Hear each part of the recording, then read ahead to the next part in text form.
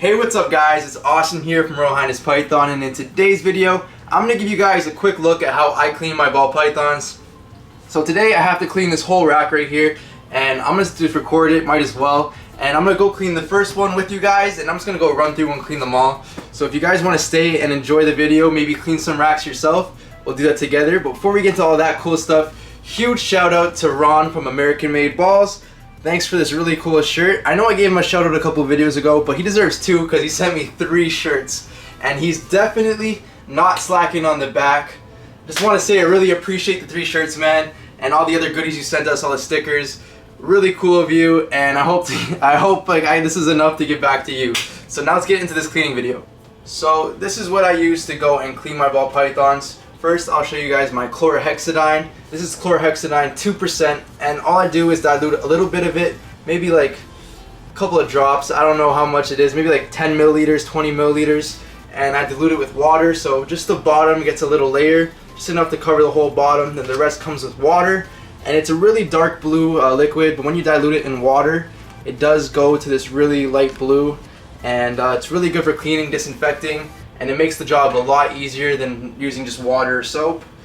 Here I also use paper towels, pretty given. You guys can use any brand you like. I just use a no-name brand, whatever's cheaper. And for scraping anything off the tubs, I use this scraper, paint scraper, and it works amazing. This is more for the straight edges on the side of the walls or in the bottom of the tub. But for anything that's on the corners of the tub, I use this pie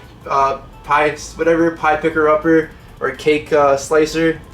It's really good for getting the edges of the ARS tubs. It doesn't really scratch them like this would, because it has very sharp edges. It can take away the coating on the tubs, which will make it harder to clean in the future. So go get yourself one of these with a round edge, because it's very good for the corners and will save you a lot of time when cleaning. And then I just have my water here, which I use to give the snakes water. You guys can use any jug. And that's pretty much it. So now let's get right into this cleaning. So now I'm going to start with the cleaning. Let's get the first tub done. And right here I have my pastel Enchi girl, and her tub is not looking dirty at all. I did clean this cage about 3 days ago. I go through my whole collection every 3 days just to keep it at tip-top shape, because if you do leave it a little longer, you will get a lot of bugs around in your collection, the little gnats or the fruit flies that come around, and it's not fun with those because they're really hard to get rid of. Hence why I have the bug zapper, and you might even hear it go off in this video once or twice. All I do is take a napkin, spray it a couple of times, and then I go to here. Looks like there's a little bit of stuff on top of the bowl. I like to rub around the edge of the water bowl. Make sure that everything's good. You do got a few cocoa in here. I'm just going to leave them in here because it's almost inevitable to not have cocoa in the water, especially when your cocoa is your substrate. And now I just go along the walls. I wipe anything that I can see really quickly. And this is only just a spot clean. I do go every couple of months or so when it is very dirty and do a full swap out. But I'll just go and grab some of the soiled cocoa like this and just toss it right into the garbage. This video would be a lot easier to make if I had Lord Lion here, but today he had a doctor's appointment, so he didn't show up to work, and I'm not gonna go pick him up just to make a video. I wish I could, but it doesn't work that way. And that's pretty much it for this one. Just get some extra water in here for her, and she's all clean and ready to go.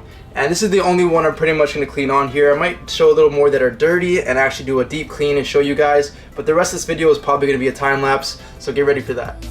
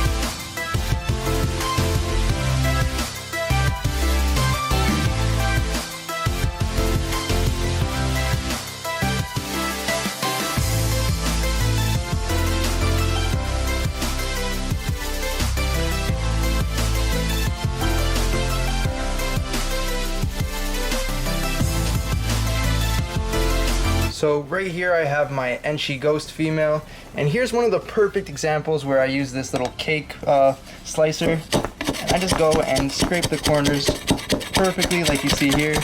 It gets all the urates off, because urates, once they dry, can be very hard to go and get rid of. And I just give it a little scrape.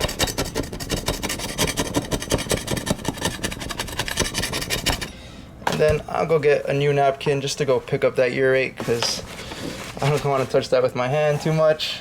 I do use my hands a lot, but mostly when the urate is in with the cocoa and I can grab more of the cocoa than the urate. I generally do not like touching urates with my hands.